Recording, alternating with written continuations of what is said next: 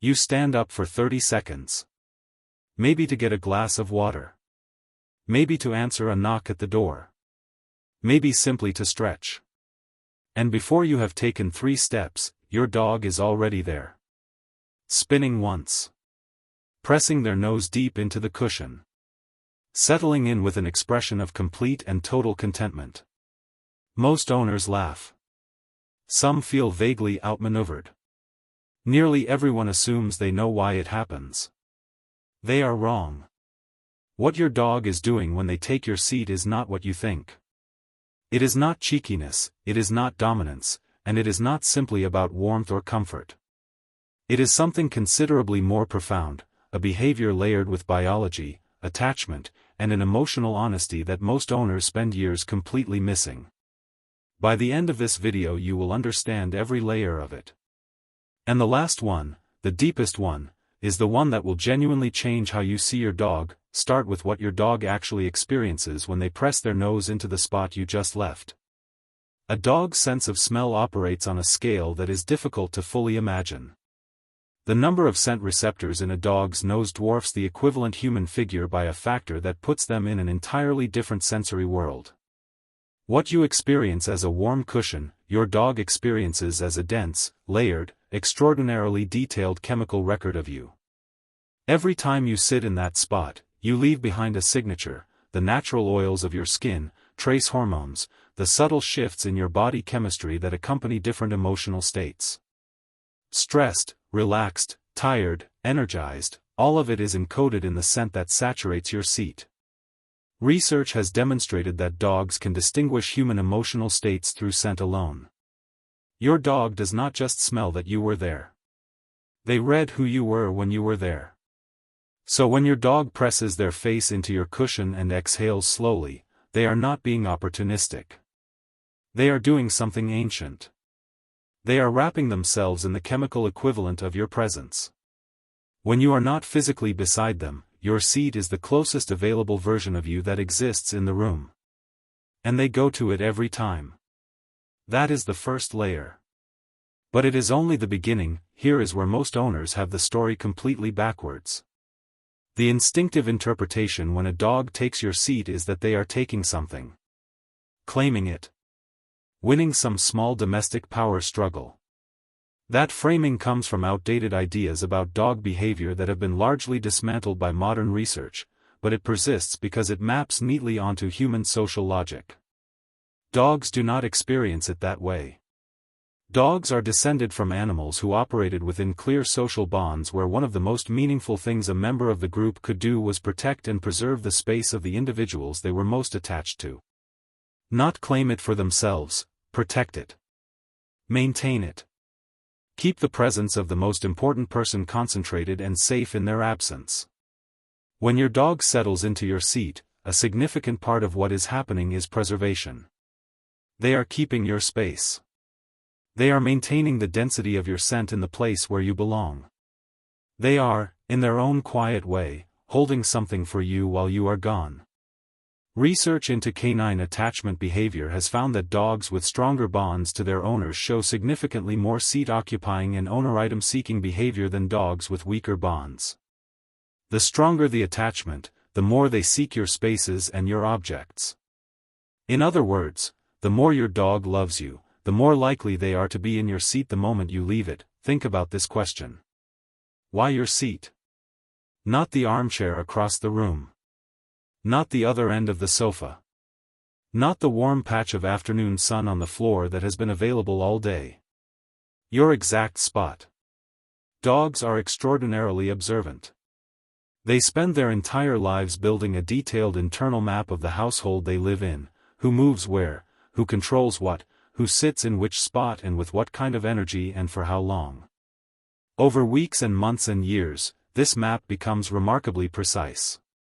And what your dog has almost certainly concluded is that your seat is where the most important person in the space spends their time. Not dominance in any aggressive sense, but significance. Your seat carries the heaviest concentration of your presence. It holds the most of you. And for a dog who has decided that you are their person, that location becomes the most meaningful spot in the entire house. Studies of dogs in multi-person households have consistently found that dogs will almost always preferentially occupy the seat of the person they are most bonded to, even when other seats are equally warm, equally comfortable, and equally available. Comfort is not driving the choice. Attachment is. Out of every surface in your home, your dog keeps returning to the one that belongs to you. That is not coincidence. That is a decision. Put your hand on your seat right after sitting in it for an extended period. It is warm. You already knew that. But the significance of that warmth to your dog goes deeper than simple preference for a comfortable surface. Dogs run at a slightly higher baseline body temperature than humans. Their metabolism burns hotter. Their drive to seek warm surfaces is correspondingly stronger, and well documented in their behavior. Sunny patches on the floor, warm laundry fresh from the dryer, the surface of a laptop that has been running for an hour. All of it registers as appealing. But your seat has something none of those other warm surfaces have. It is warm and it carries your scent. It is warm and it feels safe. It combines the biological appeal of temperature with every layer of emotional and social meaning we have already discussed. Research into thermoregulation in domestic dogs has found that dogs resting on warm surfaces expend measurably less metabolic energy than those resting on cool ones. Your dog has worked this out without any instruction. Your seat is the warmest, most scent-saturated, most emotionally significant, most metabolically efficient resting place in the house. And they know exactly when it becomes available. This is the part that stops people. You have not moved yet. You are still sitting. And your dog is already beginning to shift their position, watching you with a quality of attention that feels different from their ordinary relaxed observation. They are waiting for a signal you do not know you are sending. Dogs are pattern recognition systems operating at a level of precision that most humans genuinely underestimate. They have been studying you, specifically you, for every day of the time they have lived with you. They know the particular way you shift your weight just before you stand. The specific quality of breath you take before you rise. The sound your phone makes when you set it down in the particular way that precedes getting up. Every microsignal has been catalogued and connected to an outcome.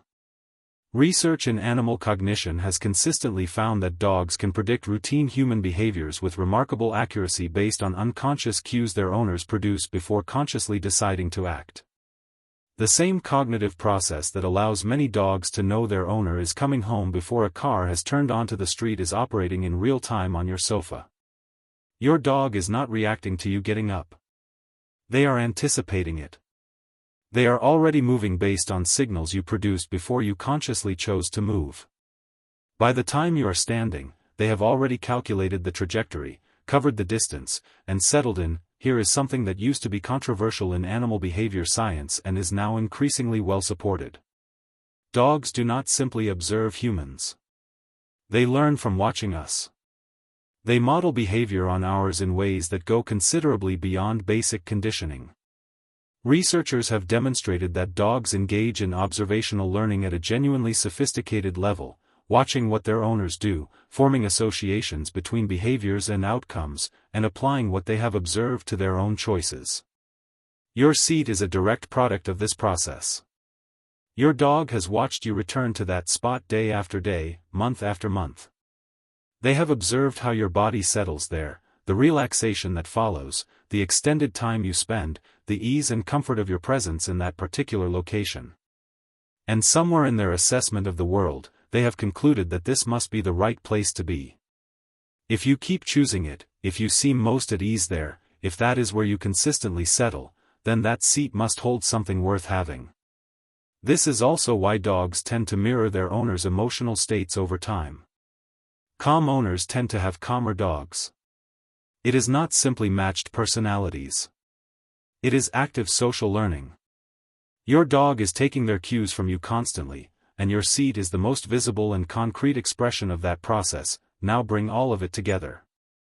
Because every layer we have covered, the scent, the warmth, the attachment, the pattern recognition, the social learning, all of it is pointing toward a single conclusion about what this behavior actually means. Sleep and rest represent the moment of maximum vulnerability for any animal.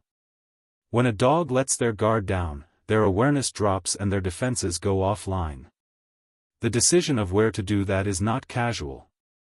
It carries evolutionary weight that thousands of years of domestic life have not fully erased.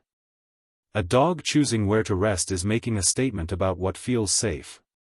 Your dog has access to their dedicated dog bed, probably a comfortable one. There are warm patches of floor, unused chairs, quiet corners with good sight lines. Multiple options. And they walk past all of them. To your seat. Every time.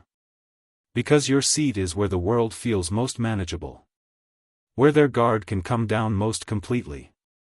Where the residual presence of the most important being in their life makes everything feel safe enough to close their eyes.